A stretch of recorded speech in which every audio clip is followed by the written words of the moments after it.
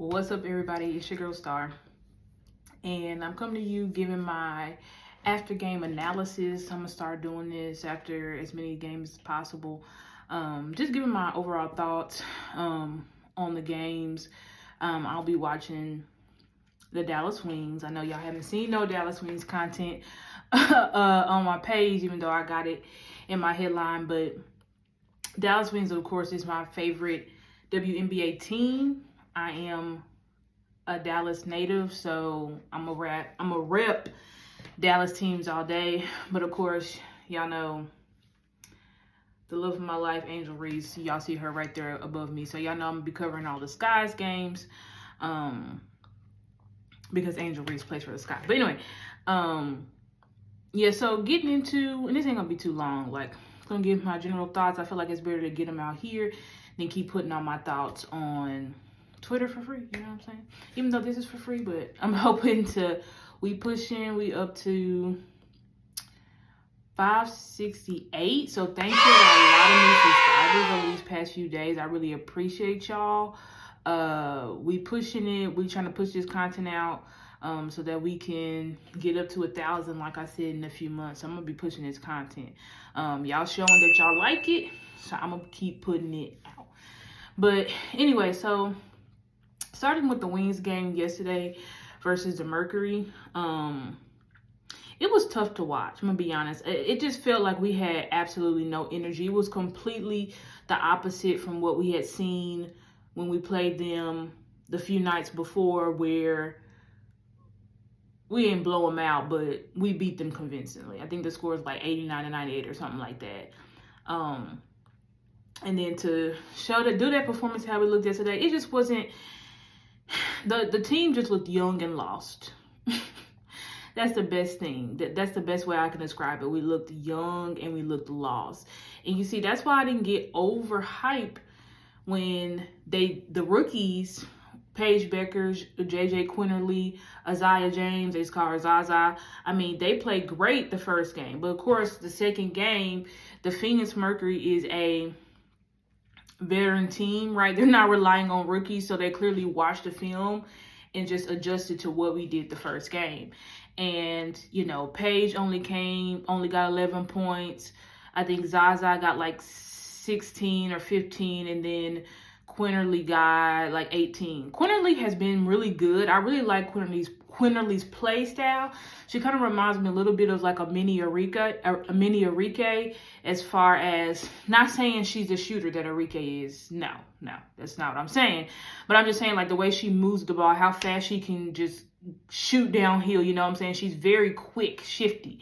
And that's how Arike is. But of course, Arike is here and Quinterly is here. But, you know, Quinterly is going to be growing. That's what I'm saying. She's a good, young, promising guard for us. You know what I'm saying?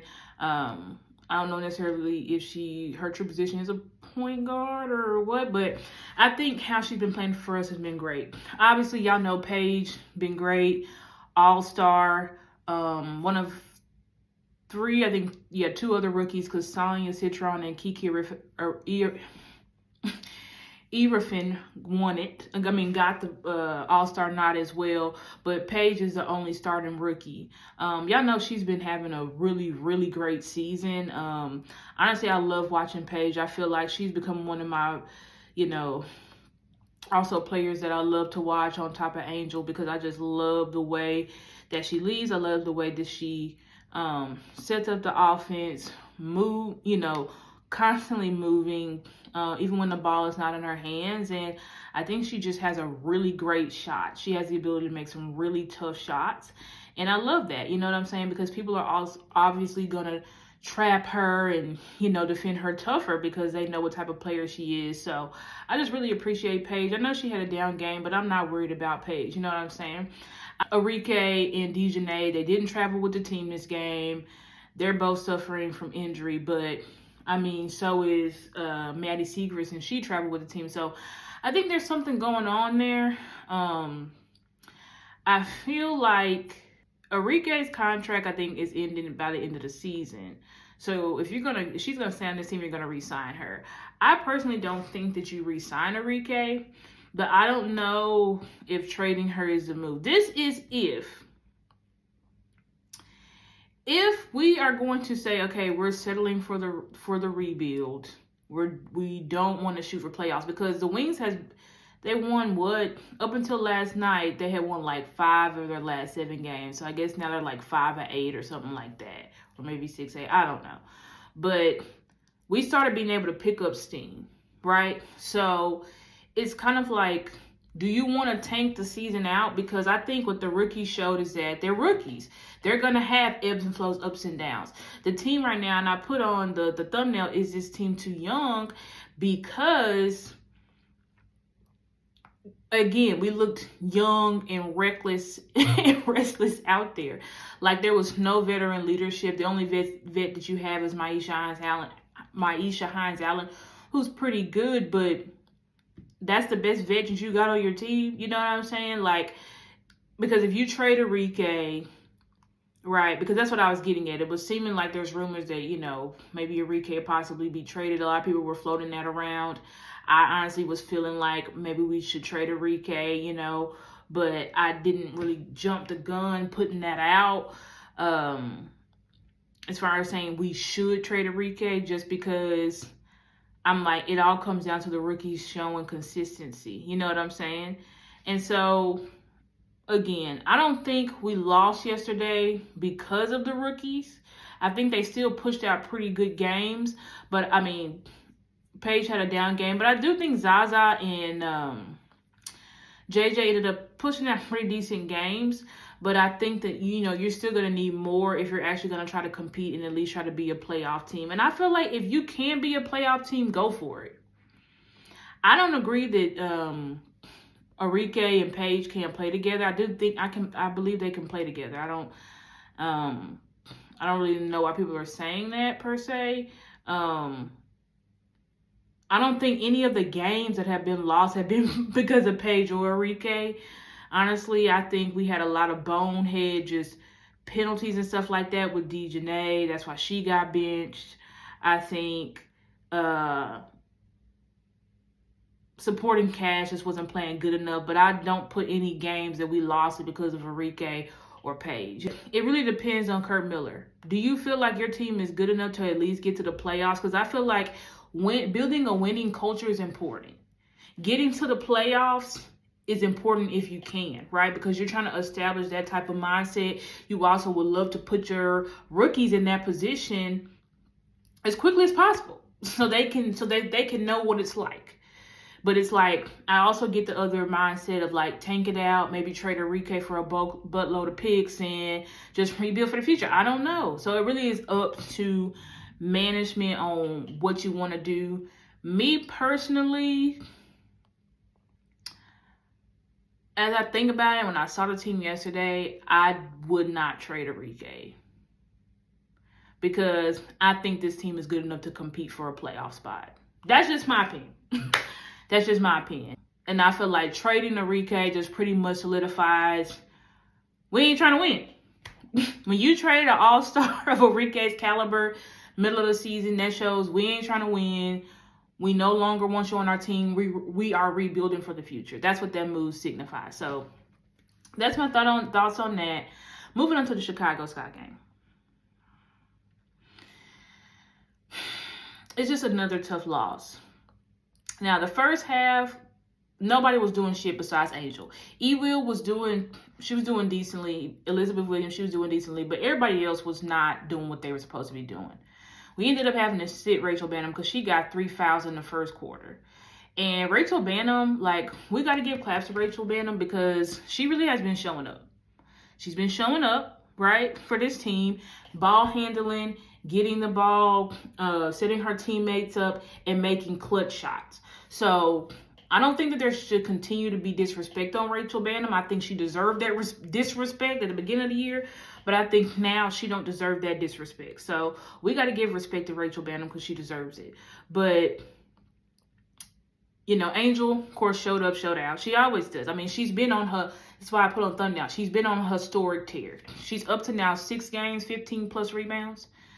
I mean, what she's doing is Hadn't been seen in WNBA, and I think probably very few men have done it. But also, I mean, put up 22 points. I mean, she is currently, I'm going to put up the graphic up here, but she's currently averaging, I'm pretty sure 19.4 points now, 19.5 in her last games, and like 14 to 15 rebounds and like 5 assists. Like, she's been playing incredible. I mean, honestly, this would be MVP caliber numbers. She should be in the MVP conversation. The only reason why she's not is because her team is losing. Her team is below 500. If the team was winning, Angel would definitely be in that MVP conversation by now, because I believe that she's been playing lights out. I think that the starters for 2 games straight, they've been showing up. You know, like I said, we started off slow in the first half this game, but then all the starters like picked it up. Besides Ariel, these past 2 games, this is why Ariel was it's like she could have, because I said in my video, like, I feel like she could have been, you know, considered for all-star, but at the same time, she's inconsistent too. I gotta be fair. I talked about Brittany Sykes, but Ariel Atkins is inconsistent. Now, Ariel Atkins, and when I say inconsistent, she can get hot, and then she can just go cold for some reason. And it's like, these past 2 games on, she's been cold, but she's been cold. You know what I'm saying? Because I'm pretty sure she barely made any she barely made any field goals. I think most of her points were at the free throw line. Now, granted, she made majority of her free throws, so that's good. I think this team, if we had made more free throws, we win this game. I think Angel had a couple misses. I think E-Will had a miss or 2. Atkins missed some. So everybody missed some free throws. So we just got to do better on the free throws, especially in close games like this, because we lost by, 1 point. But overall, I think I like what I'm seeing from Maddie Westbell. She got some more minutes, and I think she looked pretty good out there. We're trying to find someone who can play our small forward position, the number 3 position, because we've tried so many people at that position. We tried Kia Nurse. She didn't work out. Then we tried Rebecca Allen. She didn't work out. Now we trying Michaela Onyenwere. She didn't work out. Like, Michaela played, all the starters contributed besides Michaela. Like, this has been multiple games. She's just missing simple layups and then turning the ball over. Like, she's just not looking good out there.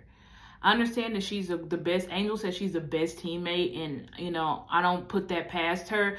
But, I mean, today she was a liability. And it's like, every time we insert a new person into that spot, they just become a liability. It's like they do good, and then we put them in the starting lineup, and then they're now a liability. So I really do think, like, maybe Sky, like, maybe y'all should give somebody a call. Odyssey Sims. Like, I feel like if just add someone else, because you don't have that position on your team right now. You don't have your small forward, and it's costing your team. Now, granted, Camilla's going to be back with us soon. And Camilla's going to help tremendously, because teams are going to have to play us different. Y'all know we had started winning like right up to the end, since Camilla had to leave for the AmeriCup. But she's going to help us tremendously. I do think that these last couple games we win with Camilla, I think we're good at the 1 and the 2, the 4 and the 5. But that 3 position, I don't know if Maddie Westbell can play it, but I liked Maddie's minutes today. You know what I'm saying? I think she just needs more reps, get more comfortable. I feel like, what do you have to lose? You buried her on the bench the whole first half of the season. Like, you're not getting anything better out of Rebecca Allen or Michaela. So why not give her a chance? Why not see what she's got? You know what I'm saying? So that's my thoughts. Ultimately, let's get to the Wings versus the Sky tomorrow. If Arike is still out, which I think she will be, and Louisa Geisel Slaughter, if they have the games that they had these past 2 games, or yesterday, then they're taking a huge L. Because the Sky are losing games, but they're barely losing games. It's like they just cannot close it out. You know what I'm saying? Like, but the Wings too have been winning games, right? The Wings have been winning. They went on a win streak, but I don't think Arike has missed that many games. She only missed like 2 games. So I think if those 2 have big games, which is going to be hard for them to have big games, because allegedly Sky is getting Carmilla back. I don't know. And I just feel like the Sky are hungry, and they kind of have the Wings number. Because we got to remember, even when the Wings was fully loaded, we beat them twice back to back. I mean, they beat them twice back to back. I'm going to say the Sky are going to win tomorrow. Yeah, I just think the Sky going to win tomorrow. I think that they're very pissed off about this loss because they feel like they should have won this game. They feel like they should have won. The Sky really should be on a win streak.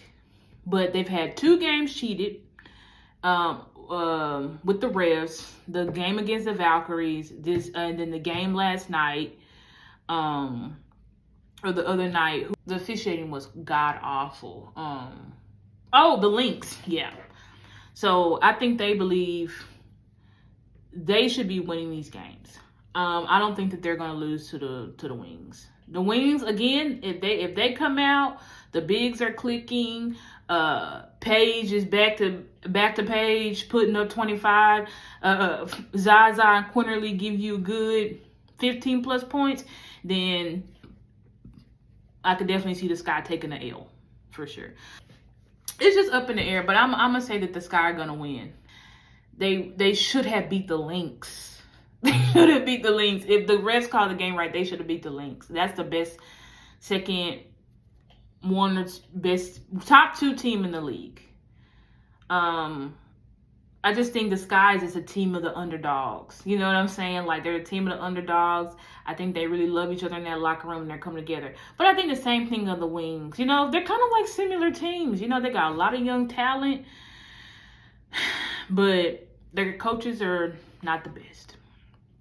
Tyler Marsh, Chris Conklanis, they're just not the best coaches. They're really young and they just look majority of the time over their heads. But I think the players are just trying to push through, you know?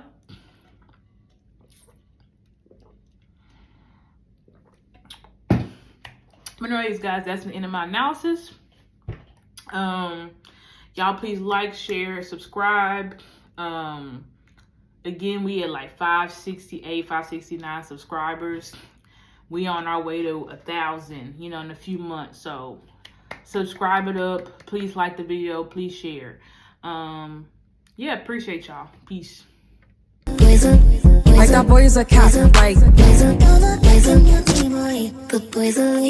he say that I'm good enough, got my think about shit that I shouldn't. So I tell him it's one of me, he making fun of me. His girl is a bum to me, like that boy is a cat. Saying he home, but I know where he at. Like, but he blowing her back. Think about me, cause he know that it's fat. Shake it down, and it been what it been, and it been what it been, and it been what it been, and it been what it been, and it been what it been. Like that boy is a cat. Like that boy is a cat. Like that boy is a cat. Like that boy is a cat.